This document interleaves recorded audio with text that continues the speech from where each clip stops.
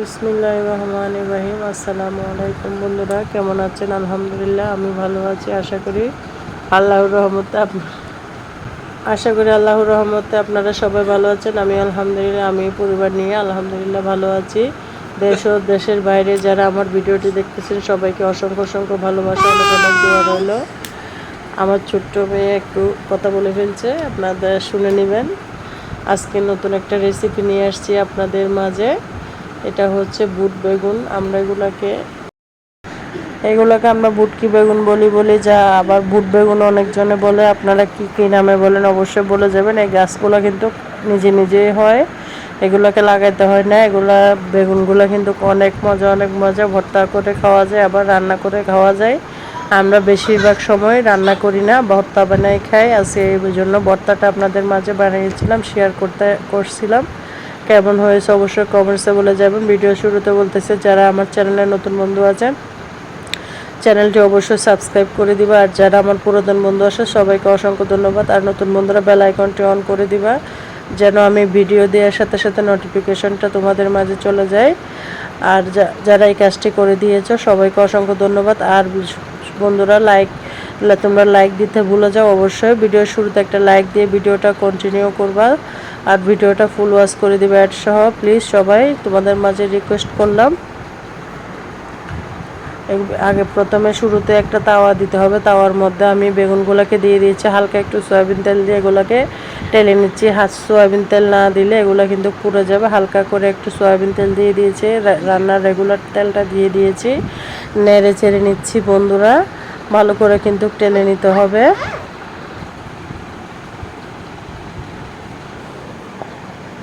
অনেকক্ষণ ধরে টেলে নিতে হবে। চুলার আঁচ কিন্তু কমানো ছিল, লো করা ছিল। বাড়িয়ে দিলে পুড়ে যাবে, পুড়ে গেলে বেগুনগুলো খেতে ভালো লাগবে না, তিতো লাগবে। সেজন্য সময় নিয়ে ধৈর্য নিয়ে বেগুনগুলোকে টেলে নিতে হবে। বেগুনগুলোকে ভালো করে টেলে নিতে হবে, ধৈর্য ধরে নিতে হবে। কিন্তু আমি প্রায় 10 মিনিট মতো বেগুনগুলোকে ভালো করে টেলে নিয়েছি, আপনাদের মাঝে শেয়ার করছি। বেশিরভাগ সময় শেয়ার করেছি। এগুলা টালা হয়ে গেছে, আমি একটা বাটির মধ্যে উঠিয়ে নিয়েছি। এখানে আমি দিয়ে দিলাম চিংড়ি শুটকি বা চিংড়ি বালিছা, আপনারা যে যেটা বলেন। আমরা কিন্তু চিংড়ি শুটকি বলি। এগুলো প্রত্যেক বছর আমি নিজে ছাদের মধ্যে শুকাই। এবার কিন্তু শুকাই না, এগুলো আমার হাজব্যান্ড কিনে নিয়ে আসছে। এগুলো বাজার থেকে নিয়ে আসছে। আমাদের এখানে ছোটো ছোটো চিংড়ি মাছ আসলে আমি কিন্তু নিজে ছাদের মধ্যে শুকাই।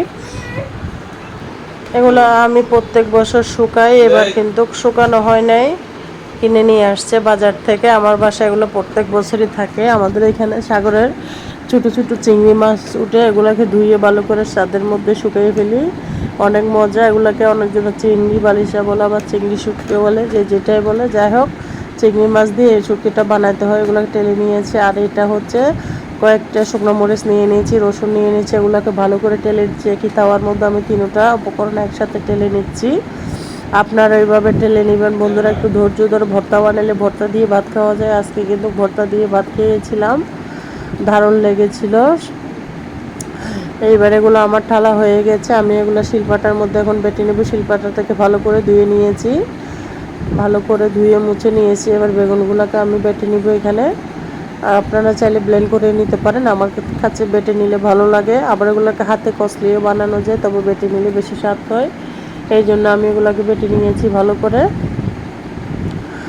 অনেক মজা হয়েছিল বন্ধুরা। তোমরা বাসায় এভাবে একবার হলেও ট্রাই করবা, দেখবা খুব ভালো লাগবে। আর কে কীভাবে ভর্তা বানাবা, এই বেগুনটাকে কী নামে বলো অবশ্যই বন্ধুরা তোমরা কমেন্টস, তোমাদের মন্তব্যটা রাখি যাবে। আর তোমাদের কমেন্টসগুলো পড়তে আমার কাছে কিন্তু ভীষণ ভীষণ ভালো লাগে। তোমাদের সুন্দর সুন্দর কমেন্টস দেখে বন্ধুরা আমার সুন্দর সুন্দর ভিডিও বানাতে অনেক উৎসাহ বেড়ে যায়। তোমরা অনেক সাপোর্ট করো আমাকে, আমিও তোমাদেরকেও সাপোর্ট করবো ইনশাল্লাহ। সবাই পাশে থাকবা, আমিও ইনশাল্লাহ তোমাদের পাশে থাকবো। সবার ভালোবাসা এত দূর আসছি বন্ধুরা। সবাইকে ভালোবাসা দিতে হবে অবশ্যই। তা বেগুনগুলো বাটা শেষ হয়ে গেছে। আমি এবার টালা চিংড়ি মাছগুলোকে নিয়ে নিয়েছি এখানে শিলের মধ্যে। আপনারা চাইলেও কসলাইও বানাইতে পারবেন, তবে হাত দিয়ে চটকে বানালেও ততটা ভালো লাগে না। এই জন্য শিলপাটার মধ্যে বেটে নিই। ভর্তাটা বেটে নিলেই স্বাদ বেশি হয়। ব্লেন্ডারও করে নিতে পারবেন আপনারা, যারা শিলপাটার মধ্যে বাটতে কষ্ট লাগে তারা ব্লেন্ডার জারে ব্লেন্ড করে নিতে পারবেন, কারণ ব্লেন্ডার জারে ব্লেন্ড করলে পানি দিতে হবে হালকা করে, পানি দিলে কিন্তু ভর্তাটা ভালো লাগবে না, সেই জন্য শিলপাটার মধ্যে শুকনো শুকনো বেটে নিলে ভালো।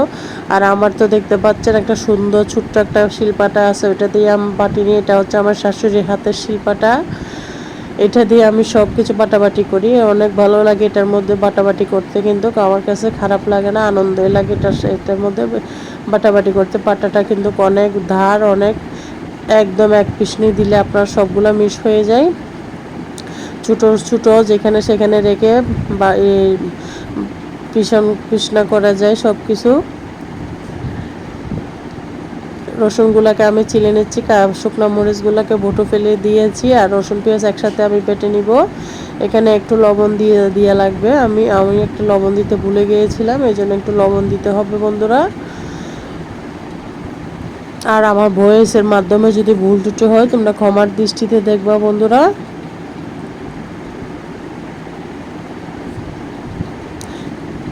এবার আমি বেটে নিচ্ছি এগুলোকে ভালো করে,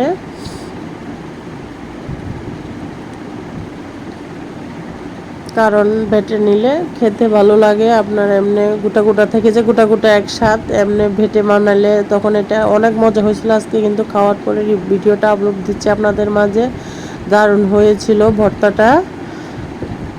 দেখুন আমি সব উপকরণ একসাথে বেটে নিয়েছি, শুকনো শুকনো একটুও পানি ব্যবহার করি নি, পানি দিলে তেমন খেতে ভালো লাগবে না, শুকনো শুকনো বেটে নিলে খেতে ভালো লাগবে। বেগুনগুলাকে আপনারা চাইলে আর একটু মিক্স করে বেটে নিতে পারেন, আমি কিন্তু কতটা মিক্স করি নাই। তারপর চলে যাচ্ছি ভর্তা বানানোর জন্য, এগুলো সব উপকরণগুলো একসাথে মিক্স করে নিব, মেখে নিব, হাত দিয়ে চটকিয়ে নিব, আপনারা চাইলে চামচ দিয়ে চটকিয়ে নিতে পারেন। ভর্তা হচ্ছে হাত দিয়ে মাখিয়ে বানালে ভর্তার স্বাদটা বেড়ে যায়। আমি হাত দিয়ে ভালো মতো চটকিয়ে নিচ্ছি ভর্তাগুলোকে। এবার এখানে সরিষার তেল দিয়ে দিচ্ছি বন্ধুরা, আপনারা আপনাদের পরিমাণ মতো সরিষার তেল দিয়ে দিবেন। আমি আমার পরিমাণ, অনেকজন আসে সরিষার তেল খেতে চায় না, তারা স্কিপ করতে পারো।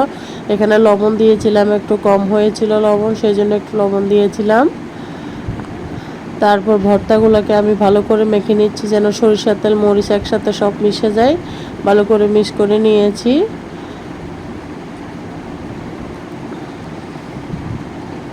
অসাধারণ হয়েছে, এরকম ভর্তা হলে কিন্তু গরম ভাতের সাথে আর কিছু লাগবে না, আপনার মাছ মাংসকে হার মানিয়ে দিবে এই ভর্তা রেসিপি।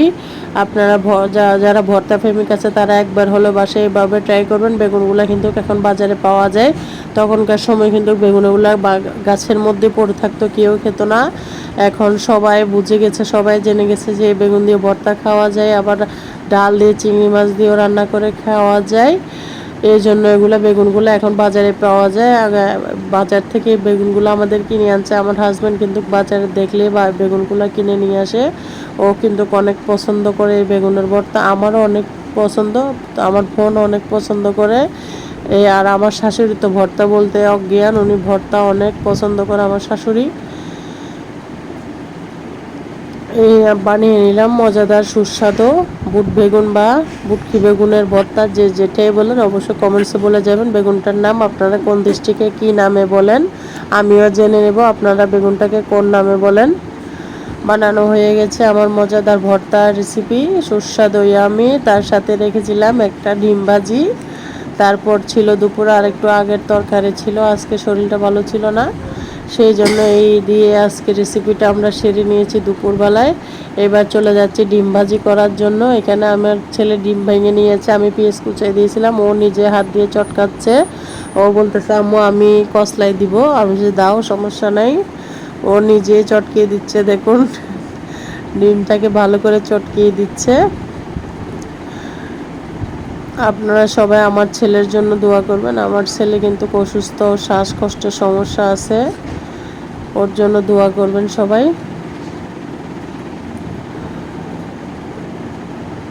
আপনারা হচ্ছেন আমার পরিবার, ইউটিউব হচ্ছে আমার পরিবার, তাই আপনাদের মাঝে সুখ দুঃখের কথা সবই শেয়ার করব বন্ধুরা। এই যে ডিমটাকে আমি ভেজে নিচ্ছি, ডিম দিয়ে ভর্তা দিয়ে ভাত খেতে কার কার পছন্দ অবশ্যই বলে যাবেন। আমার তো অনেক অনেক পছন্দ ভর্তা, ডিম ভাজি আর সাথে একটু ডাল হলে। আজকে কিন্তু ডাল ছিল না, ডাল দিয়ে ডিম ভাজি দিয়ে ভর্তা দিয়ে ভাত খেতে কিন্তু অনেক অনেক মজা লাগে। কার কেমন লাগে অবশ্যই বন্ধুরা কমেন্টসে বলে যাবো বন্ধুরা। দেখুন আমি কিন্তু সবসময় ডিম ভাজি করে পেঁয়াজ দিয়ে, কারণ আমার কাছে কাঁচামরিচ ধনেপাতা দিলে আমার কাছে ডিম ভাজিটা তেমন ভালো লাগে না। আমি সবসময় শুধু পেঁয়াজ দিয়ে ভাজি করি। পেঁয়াজের ফ্লেভারটা আসলে ডিম ভাজিটা অনেক ভালো লাগে। আপনারা কিভাবে ডিম ভাজি করেন অবশ্যই বলে যাবেন কমেন্টসে। এই যে আমার দুইটা রেসিপি কেমন হলো বন্ধুরা, অবশ্যই কমেন্টস বক্সে সুন্দর একটা কমেন্টস করে যাবে তোমরা। দেখুন আমি ডিমটা উল্টিয়ে দিয়েছি। ডিমটা কিন্তু আজকে মাশাল্লাহ অনেক সুন্দর করে ভেজে নিয়েছে। আমার ছেলে বলছে আম্মু অনেক সুন্দর হয়েছে ডিম ভাজাটা, আজকে মজা হয়েছিল। কিন্তু গরম গরম ভাতের সাথে গরম গরম ডিম ভাজার সাথে ছিল ভর্তা, অনেক লোভনীয় অনেক মজাদার একটি খাবার। কার কেমন লাগে জানি না, এটা হচ্ছে মধ্যবিত্তদের প্রিয় খাবার। এই যে আমি এখানে ভাতের সাথে ভর্তা নিয়ে নিয়েছি, একটু ডিম অর্ধেক নিয়ে নিয়েছি। এবার খাওয়া শুরু করেছি বিসমিল্লাহ বলে। অনেক ভালো লেগেছিল। সবাই ভালো থাকবেন, সুস্থ থাকবেন। আসসালামু আলাইকুম।